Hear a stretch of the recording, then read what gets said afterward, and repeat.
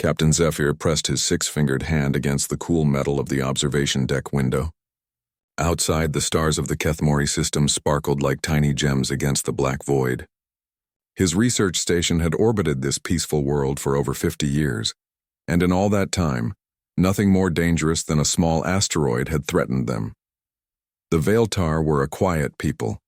Their pale blue skin and large dark eyes made them look fragile, which they were. Their homeworld had gentle weather, calm seas, and no large predators. Violence was something they read about in historical texts, not something they lived with. This is why the Veiltar made such good scientists and researchers. They could focus on learning and discovery without worrying about danger. Zephyr turned away from the window and walked back to the command center of his station. The walls were lined with screens showing data from their experiments. They were studying how different types of energy could be used to help grow food on dead planets. It was important work that could help feed billions of people across the galaxy. His communications officer, a young Veiltar named Kethra, looked up from her station. Her large eyes showed worry. "Captain, I'm getting some strange readings on the long-range scanners. There are ships approaching our system, but they're not sending any identification signals." Zephyr walked over to her station and looked at the display. Several red dots were moving toward their location. "How many ships?" "At least 30, sir. Maybe more. They're still too far away to get exact numbers." Kethra's voice was shaking slightly. "Captain, they're not following any of the standard approach routes. They're coming in fast and direct." This was unusual. All ships that visited the research station followed careful flight paths and announced themselves hours before arrival. It was basic galactic law. Ships that didn't follow these rules were usually pirates. But pirates normally traveled in groups of 3 or 4 ships. 30 ships was something else entirely. "Try to contact them," Zephyr ordered. "Use all standard frequencies." Kethra worked at her controls for several minutes. "No response, Captain. They're not answering any of our calls." The red dots on the scanner were getting closer. Zephyr could feel his hearts beating faster. The Veiltar had 2 hearts which helped pump blood through their tall, thin bodies. Right now, both of his hearts were working hard. "Sir," called out another officer from across the room, "I'm reading weapons signatures from those ships. These are not research vessels or cargo ships. These are warships." Zephyr felt cold fear run through his body. Warships approaching a peaceful research station could only mean one thing. Send an immediate message to the Galactic Council. Tell them we have unknown hostile ships approaching and request immediate assistance. The ships were close enough now that they could see them clearly on the screens. They were dark gray and black, with sharp angles and weapon ports along their sides. They looked nothing like any ships in the galactic database. "These were built for one purpose, destroying other ships." "Captain," Kethra shouted. "They're opening fire." The first energy blast hit the station's outer shields. The whole structure shook violently, throwing several officers to the floor. Alarms began screaming throughout the station. "Emergency lights bathed everything in red. Return fire," Zephyr ordered. "Sir, we only have basic defensive weapons. They're not designed to fight warships," his weapons officer replied. The station shook again as more energy blasts hit their shields. Through the window, Zephyr could see explosions blooming in space as other research platforms and small ships were destroyed. These attackers were not just targeting his station. They were attacking everything in the system. "Our shields are down to 60%, someone called out. Zephyr watched in horror as one of the attacking ships moved close to a civilian transport. The transport was trying to flee, but the warship caught up easily. A single energy blast turned the transport into a ball of fire and metal fragments. "Who are these people?" Kethra whispered. The largest of the attacking ships moved closer to the station. It was massive, easily 3 times the size of their research platform. Weapon ports along its hull glowed with deadly energy. A message came through their communication system. "Primitive creatures of this system." The voice was deep and filled with contempt. "I am War Master Grixthul of the Krell Hegemony. Your system now belongs to us. Your choice is simple. Surrender and become our slaves or die fighting. You have 10 minutes to decide." The communication ended. Zephyr stared at the screen showing the Krell ship. He had never heard of the Krell Hegemony, but their intentions were clear. They were conquerors, and they saw the peaceful Veiltar as easy prey. "Captain, what do we do?" Kethra asked. Zephyr thought quickly. The Galactic Council had procedures for situations like this. When a system was under attack, they would send a relief fleet. Usually, this meant a few ships with medical supplies and maybe some light escorts. It was enough to deal with normal pirate raids, but this was not a normal pirate raid. These Krell ships were military vessels with advanced weapons. A standard relief fleet would be destroyed in minutes. "Send another message to the Council," Zephyr said. "Tell them this is not a pirate attack. This is a full military invasion by an unknown species. Request immediate military assistance." Kethra worked at her controls but then looked up with confusion. "Captain, I'm having trouble with the communication system. The battle damage must have affected our transmitters. I can send a message, but I can't be sure which emergency codes will go through clearly." The station shook again.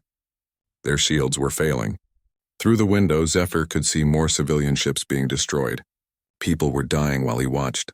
"Just send everything," he said desperately. "Send every emergency code we have. Someone has to help us."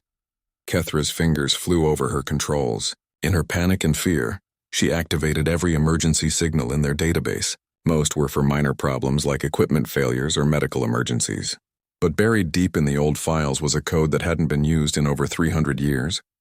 It was a code that the early galactic civilizations had created during the Dark Times, when species faced extinction from overwhelming enemies. It was a call for military intervention from the most dangerous warriors the galaxy had ever known.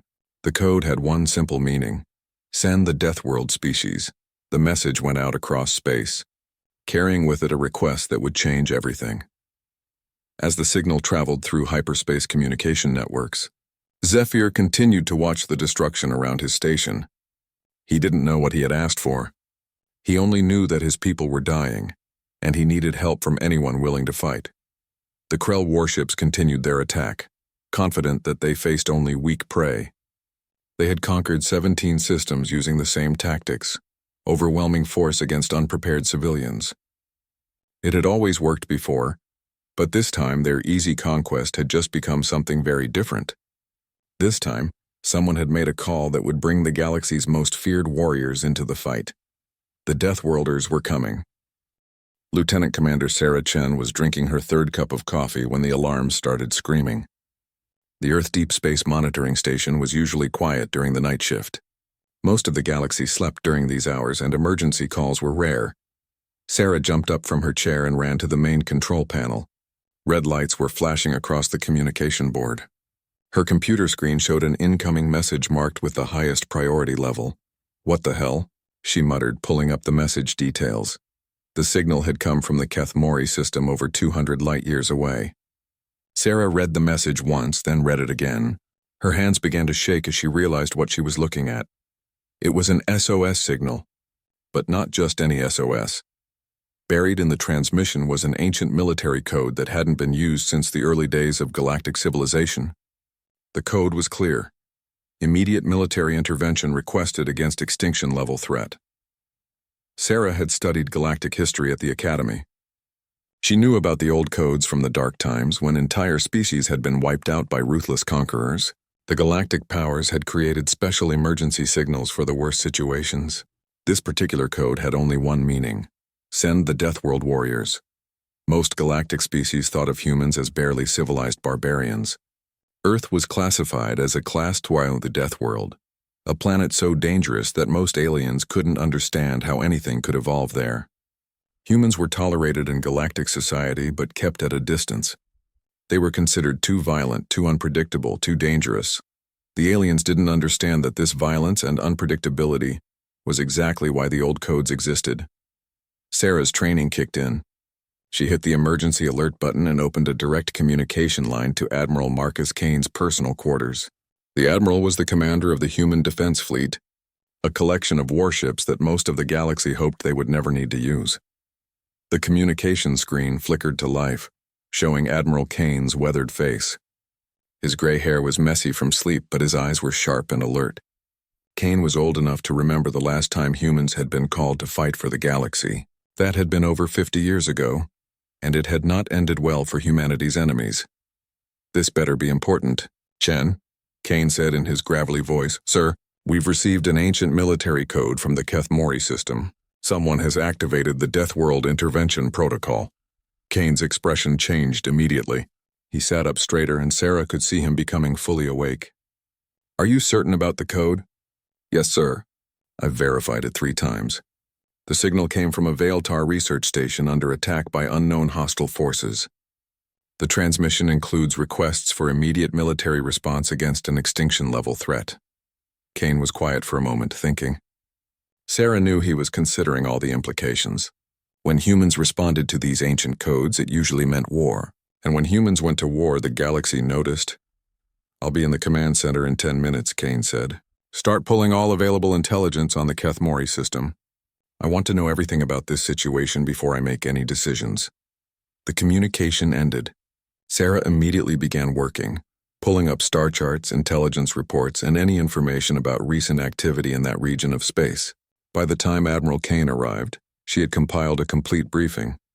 Kane walked into the command center wearing his full uniform. Other officers had arrived as well, awakened by the emergency alert.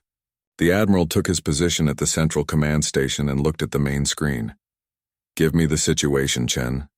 Sarah activated the display, showing a map of the Kethmori system. "The SOS came from here, a Veiltar research station.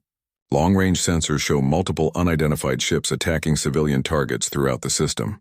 Based on the weapons signatures, these are military vessels with advanced technology. Do we know who's attacking?" The transmission mentioned something called the Krell hegemony. "We have no records of this group in our database." Kane studied the information on the screen. "The Veiltar are peaceful researchers. They have no military capability.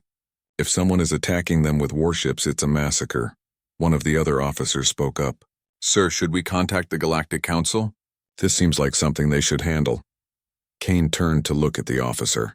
"The Galactic Council will send a relief fleet with medical supplies and maybe a few escort ships. That's their standard response. But look at these weapon signatures. This isn't a pirate raid.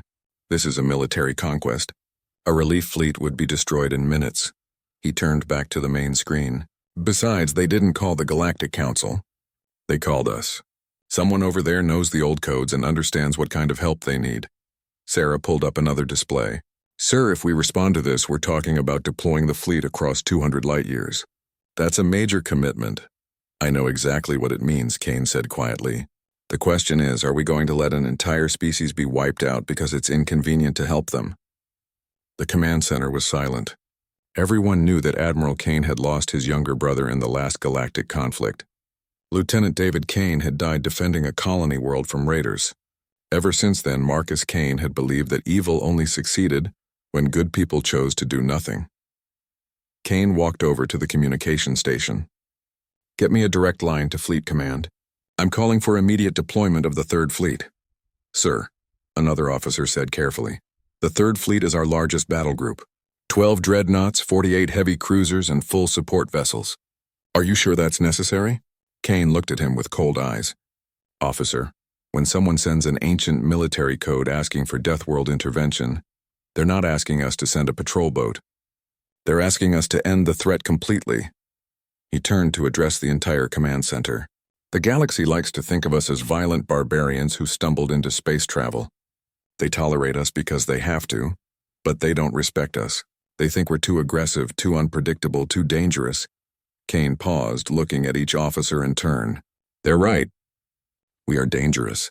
We evolved on a world that tried to kill us every single day. We survived because we learned to fight anything that threatened us. We learned to protect those who couldn't protect themselves." The communication officer looked up. "Sir, I have Fleet Command on the line."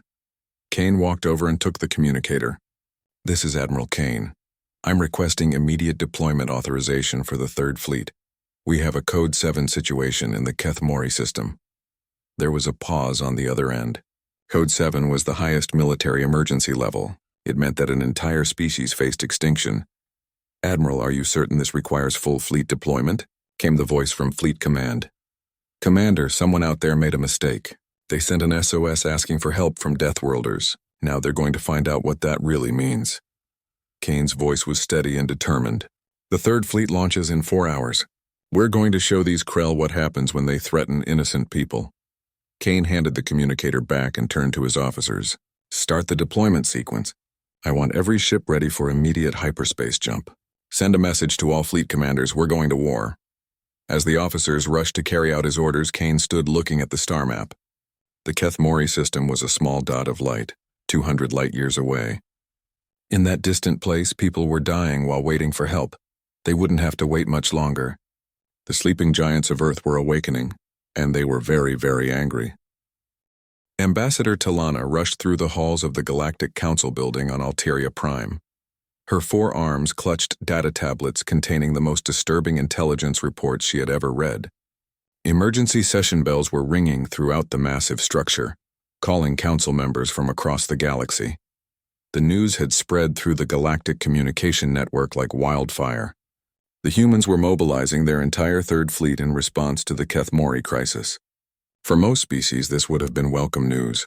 The Veiltar were well liked throughout the galaxy and everyone wanted to help them. But the humans were different. When other species sent relief fleets, they brought medical supplies, food, and maybe a few escort ships for protection. When humans sent a fleet, they brought enough firepower to destroy entire star systems. Talana entered the emergency council chamber, where representatives from 50 different species were already arguing loudly. The chamber was designed to accommodate many different types of beings.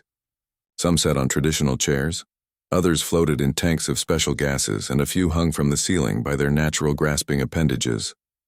"Order, order," called Council Speaker Vethman, a tall insectoid being with a booming voice. "We must address this crisis immediately." Representative Korthak of the Zentaurian Federation stood up. His rock-like skin was flushed with anger. This is exactly what we feared when we allowed the humans into galactic society. They cannot understand proportional response. Someone calls for help and they send their entire battle fleet. "The Veiltar are under attack by an unknown military force," Talana replied, taking her position at the human delegation podium. "They sent an emergency request for military assistance. We are simply responding to their call." "Military assistance," shouted Representative Quindar of the Peaceful Worlds Alliance. "You're sending 12 dreadnoughts. That's enough firepower to conquer half the galaxy." Talana activated her data display, showing the situation in the Kethmori system. "Look at these intelligence reports. Over 30 hostile warships are systematically destroying civilian targets. This is not a pirate raid. This is genocide." The chamber fell silent as the representative studied the data. The images were horrifying. Burning space stations, destroyed civilian ships, and energy weapon signatures that showed advanced military technology. "Even so," said Representative Melktar of the Trade Federation, "surely a smaller force would be sufficient. Why not send a squadron of cruisers instead of your entire battle fleet?" Talana looked around the chamber at all the worried faces. These species had lived in peace for so long that they had forgotten what real war looked like. "Because we've seen this before. These Krell are not stopping with one system. Look at their ship designs, their tactics, their technology. This is a full military invasion force." She activated another display showing tactical analysis of the Krell ships. "Our military experts believe this is just the beginning. If they succeed in Kethmori, they will move to the next system, then the next. They are testing galactic response time and capabilities." Representative Korthak spoke again. "Even if that's true, the human response is excessive. Your species has a reputation for violence that makes everyone nervous. How do we know you won't simply destroy everything in that system?" Talana felt her temper rising. The humans had been members of galactic society for over 200 years, but they were still treated like dangerous children. "Because we're not monsters, despite what many of you believe. We protect innocent people. That's why we're the only species that still maintains a real military force." "That's exactly the problem," Quindar said. "You have more warships than the rest of the galaxy combined. Your protection often looks like conquest to everyone else." Before Talana could respond, an aide rushed into the chamber and whispered something to Speaker Vethman. The speaker's compound eyes widened with alarm. "I have just received word that the human Third Fleet has entered hyperspace," Vethman announced. "They will reach the Kethmori system in approximately 18 hours. The chamber erupted in panic. Representatives began shouting in dozens of different languages. Some demanded that the humans be ordered to turn back. Others suggested sending their own fleets to monitor the situation. A few species announced they were moving their border fleets to defensive positions. "This is madness," Korthak roared. "The humans are going to start a galactic war." Talana slammed her hand on her podium, creating a loud bang that silenced the chamber. "The war has already started. The Krell started it when they decided to exterminate the Veiltar. We're just going to finish it." Meanwhile, in hyperspace, Admiral Kane stood on the bridge of his flagship, the dreadnought Indomitable. Around him, his officers monitored the fleet's progress toward their destination. 200 ships traveled through hyperspace in perfect formation, their engines creating a tunnel of light through the void. Captain Rodriguez, Kane's second-in-command, approached with a communication tablet. "Sir, we're receiving multiple messages from the Galactic Council. They're requesting that we reduce our fleet size and coordinate with Council forces." Kane read the messages without expression. "Any word from the Kethmori system? Long-range sensors show the attacks are continuing. The Krell have destroyed most of the orbital facilities and are now targeting the planet's surface." Kane handed the tablet back. "Send a reply to the Galactic Council. Tell them we appreciate their concern, but we're operating under ancient emergency protocols. We'll coordinate with any Council forces that can keep up with us." "Sir, should we really ignore their requests? Some of these species are our allies." Kane turned to look out at the swirling lights of hyperspace. "Captain, do you know why the galaxy created those ancient emergency codes?" "No, sir. Because sometimes peaceful civilizations face enemies that want to destroy them completely. Diplomacy doesn't work. Economic sanctions don't work. The only thing that works is overwhelming force applied by people willing to use it." Kane activated the fleet communication system. "All ships, this is Admiral Kane. In 16 hours, we will exit hyperspace in the Kethmori system. Intelligence reports show at least 30 hostile warships attacking civilian targets. Our mission is simple: protect the innocent and eliminate the threat." He paused, looking around the bridge at his officers. "The galaxy sees us as violent barbarians. Today, they're going to learn the difference between violence and justice. The Krell chose to prey on peaceful people. Now they get to find out why evolution made humans the apex predators of our world." Back on Alteria Prime, the council chamber had descended into chaos. Representatives were shouting at each other while Talana tried to maintain order. Speaker Vethman was calling for emergency votes on resolutions that nobody could agree on. Then the main communication screen activated, showing an incoming transmission from the Kethmori system. The image was distorted and filled with static, but they could see Captain Zephyr of the Veiltar Research Station. "Galactic Council." Zephyr's voice was weak and filled with pain.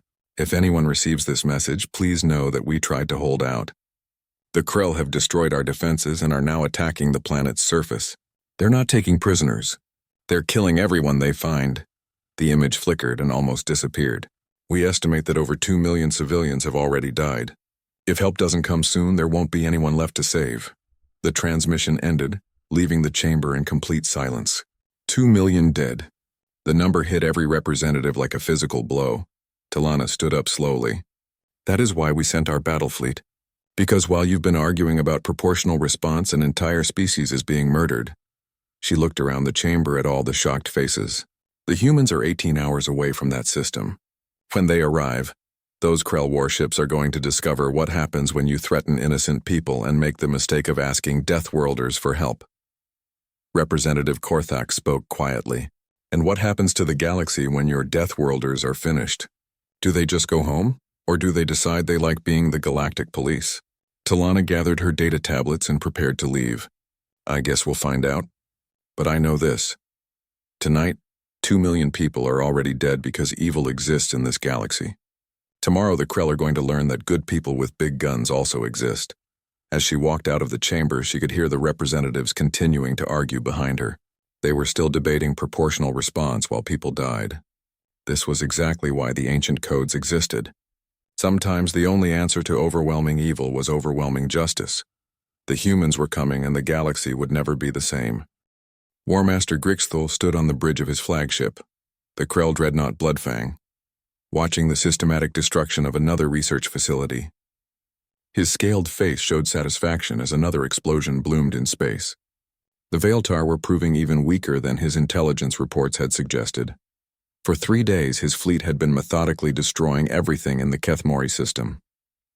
Orbital stations, civilian ships, defense platforms, all of it was being reduced to scrap metal and plasma clouds.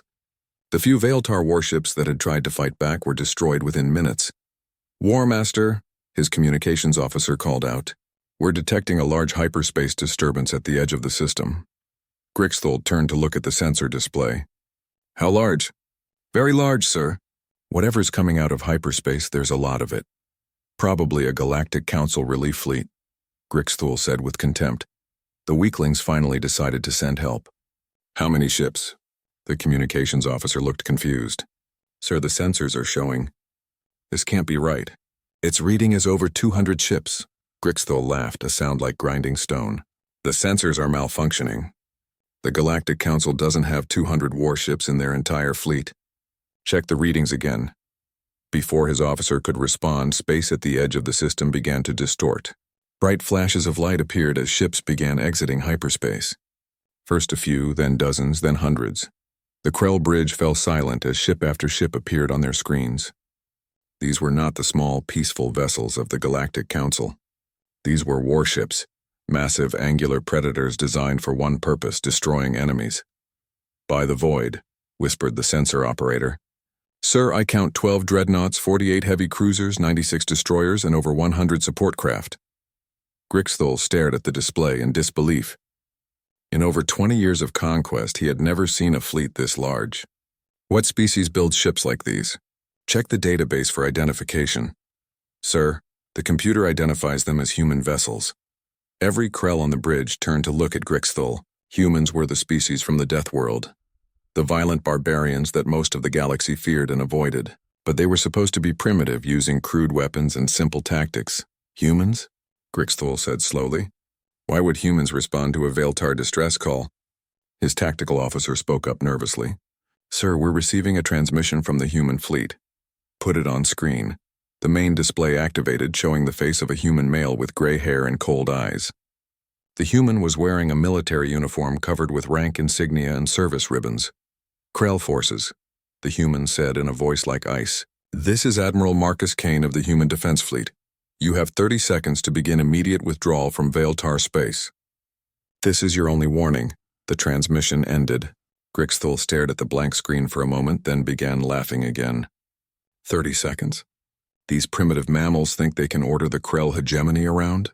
He turned to his fleet communications officer. Send a message to all ships. Prepare for battle. These humans are about to learn why the Krell rule 17 systems. The human fleet had arranged itself in perfect formation at the edge of the system. Grixthul studied their positioning through his tactical display. They were maintaining textbook formation, exactly what he would expect from inexperienced commanders following academy training.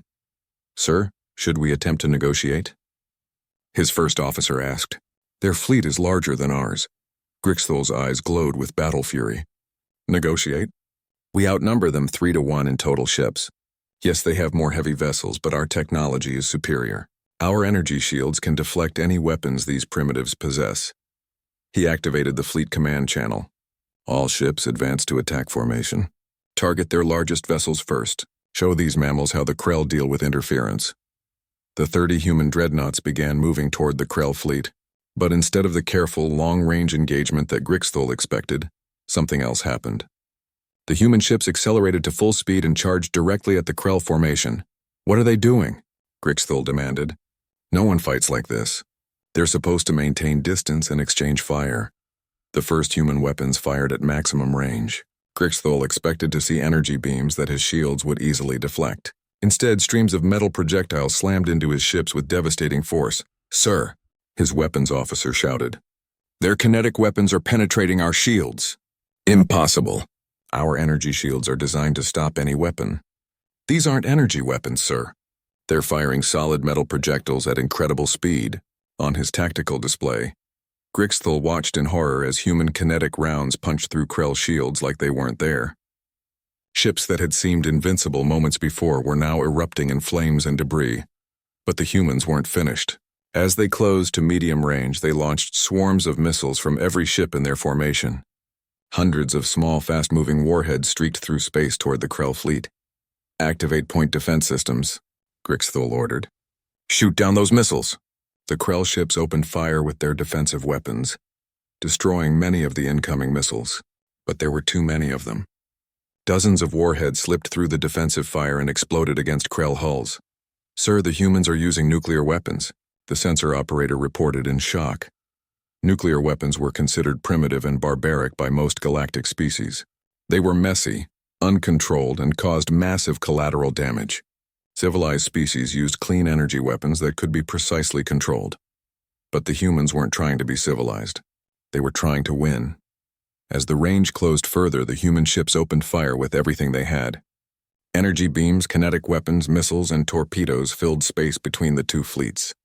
But where the Krell fired with careful precision, trying to disable enemy ships, the humans fired with overwhelming violence, trying to destroy everything in their path. "They fight like animals," Grixthul snarled. His first officer was studying the tactical display with growing alarm. "Sir, they're not fighting like any military doctrine I've ever seen. They're using ramming attacks." Grixthul looked at his screen and saw something that violated every principle of space combat he knew. A human heavy cruiser had deliberately crashed into one of his destroyers, destroying both ships in a massive explosion.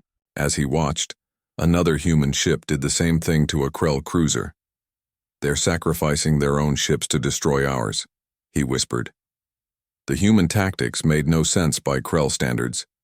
They fought with no regard for their own safety, no concern for careful positioning, no respect for the established rules of warfare. They fought like the galaxy's most successful predators because that's exactly what they were. Captain Zephyr watched the battle from his damaged research station. His screen showed impossible things: human ships charging through walls of enemy fire, ramming attacks that destroyed both vessels, and boarding parties that fought their way inside Krell ships. "Captain," Kethra said in amazement, "look at this tactical display. The humans are winning!" Zephyr couldn't believe what he was seeing. The massive Krell fleet that had terrorized his system for 3 days was being torn apart by human forces. Ships that had seemed invincible were now floating debris. On the Bloodfang, War Master Grixthul realized that his conquest had become a disaster. Half his fleet was destroyed or disabled. The humans were boarding his remaining ships and killing his crews in brutal hand-to-hand combat. "Sir," his communications officer said desperately, "several ships are requesting permission to retreat." Grixthul looked at his tactical display. The human fleet was systematically hunting down every Krell vessel. Even ships that tried to flee were being pursued by human fighters and destroyed. "Sir, the humans are hailing us." The screen activated again, showing Admiral Kane's face. But now the human's expression had changed. Where before there had been cold professionalism, now there was something that made Grixthul's blood freeze. "War Master Grixthul," Kane said quietly, "you made a mistake. You attacked innocent people and thought no one would stop you. You were wrong." The transmission ended. Moments later, the Bloodfang shook as human boarding pods attached to its hull. Grixthul could hear the sound of cutting tools as the humans burned through his ship's armor. In the space around him, the last ships of his great invasion fleet were being destroyed.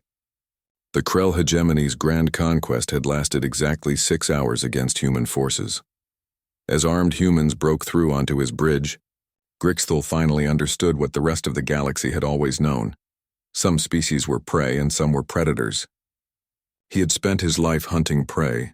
Today, he had met the apex predators of the galaxy. The Deathworlders had come to war, and war was what they did better than anyone else in the universe. Admiral Kane stood on the bridge of the Indomitable, looking out at the wreckage that had once been the Krell invasion fleet. Twisted metal and frozen corpses drifted in the darkness of space. What had been 30 warships 6 hours ago was now nothing but debris and a few escape pods. "Sir," Captain Rodriguez reported, "all hostile vessels have been neutralized.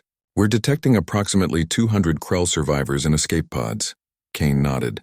"Have our marine units secure the survivors. I want them questioned about other Krell installations and fleet positions.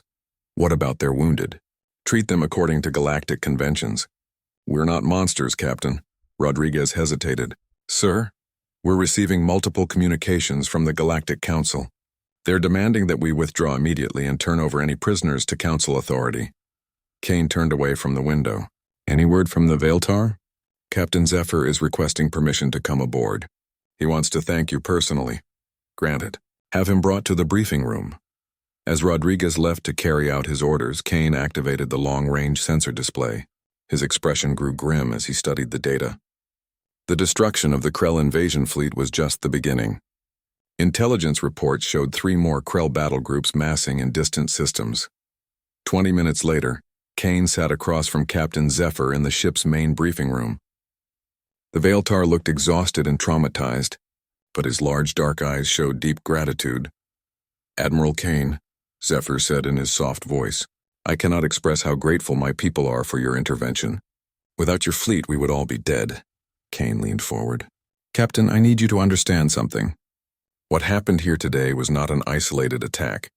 Our intelligence shows that the Krell have been building up forces across this entire region of space.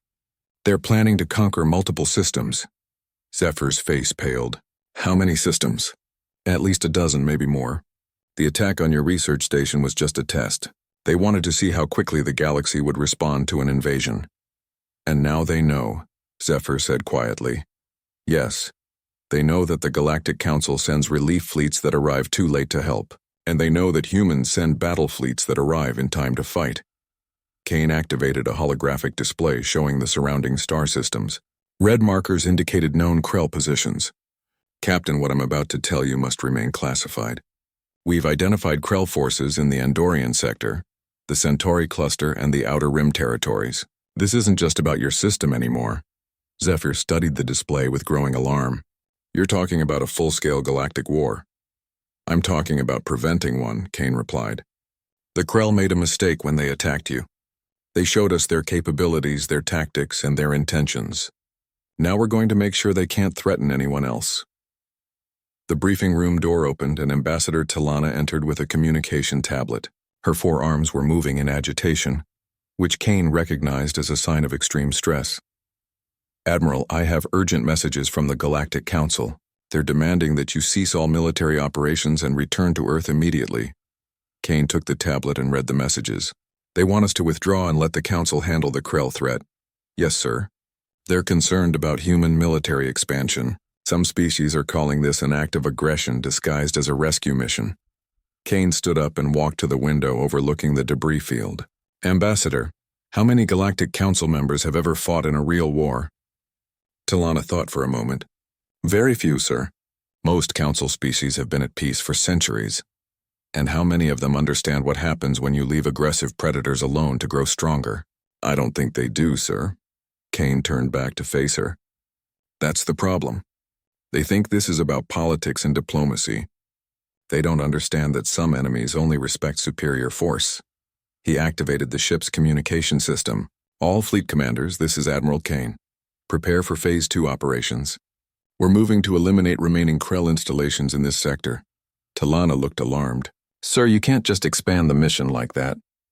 "The Council will consider it an act of war. Ambassador, the war already started when the Krell decided to exterminate the Veiltar. The only question is whether we're going to finish it properly." Kane turned to address both Talana and Zephyr. The galaxy has lived in peace for so long that they've forgotten how to deal with real threats. They think they can negotiate with genocidal conquerors. They think they can use economic sanctions against species that want to destroy them. He pointed to the debris field outside. "Those Krell ships didn't come here to negotiate. They came here to commit genocide. The only reason Captain Zephyr is alive is because someone made the decision to fight back with overwhelming force." The communication system activated with an incoming message from the Galactic Council. Speaker Vethman's image appeared on the screen, his insectoid features showing extreme agitation. "Admiral Kane, the Galactic Council demands that you cease military operations immediately. You have exceeded your authority and are threatening galactic peace." Kane looked directly into the camera. "Speaker Vethman, I'm looking at the wreckage of 30 Krell warships that were in the process of exterminating an entire species. Where exactly do you see a threat to galactic peace? Your actions are escalating a regional conflict into a galactic war." "No," Kane said firmly. "My actions are preventing a galactic war by eliminating the aggressors before they can grow stronger." Vethman's compound eyes flashed with anger. "You cannot simply decide to become the galaxy's military police." Kane stepped closer to the camera. "Speaker, with respect, someone has to be. The Council sends strongly worded letters to genocidal conquerors. We send battleships. Which approach do you think works better?" The transmission ended abruptly. Talana looked at Kane with concern. "Sir, you've just told the entire Galactic Council that humanity intends to act as the galaxy's military force." "Good," Kane replied. "Maybe now they'll understand that peace only exists when someone is willing to fight for it." Over the next 3 weeks, the human Third Fleet moved through space like a force of nature. They hunted down Krell installations, destroyed their shipbuilding facilities, and captured their command centers. The Krell hegemony, which had taken decades to build, crumbled in less than a month. Other species watched in amazement and terror as human forces demonstrated what real military power looked like. The humans didn't just defeat the Krell, they eliminated them as a threat completely. Captain Zephyr sent regular reports to the Veiltar government and the galactic databases. His recommendations were simple but revolutionary. Humanity should be reclassified from unpredictable Deathworld species to essential strategic alliance. 3 months after the Battle of Kethmori, Admiral Kane stood in his office aboard the Indomitable, now stationed in the former Krell home system. Through his window he could see human construction ships helping to rebuild damaged planets and space stations. Captain Rodriguez entered with the intelligence report. "Sir, long-range sensors show that pirate activity in the Outer Rim has dropped by 70%. Apparently word has spread about what happened to the Krell." Kane smiled grimly. "Good. Sometimes the best way to prevent a war is to win one so decisively that no one else wants to fight." "Sir, what about the Galactic Council? They're still demanding that we withdraw from this sector." Kane looked at the star charts on his desk. "The Council can demand whatever they want, but I've seen what happens when good people do nothing while evil grows stronger. We're staying until we're sure the threat is eliminated." Activated his communication system and began recording a message to be sent to all galactic governments. "This is Admiral Marcus, Kane of the Human Defense Fleet. 3 months ago, the Krell hegemony attempted to exterminate the Veiltar species. They made 2 critical mistakes. First, they thought that peaceful civilizations had no protection. Second, they thought that sending an SOS to Deathworlders would bring them a small relief fleet." Kane paused, looking directly into the camera. "They were wrong on both counts. Peaceful civilizations do have protection. They have us. And when someone calls us for help, we don't send a relief fleet. We send a reckoning." He leaned back in his chair. "The galaxy is a dangerous place. It always has been. But as long as humanity exists, genocidal conquerors will learn that attacking innocent people is the last mistake they'll ever make." The message ended. Kane turned back to his star charts, already planning the deployment of permanent human patrol fleets throughout the galaxy. The age of galactic peace through hope and diplomacy was over. The age of peace through strength had begun, and at the center of it all were the Deathworlders who had answered an SOS and changed the galaxy forever.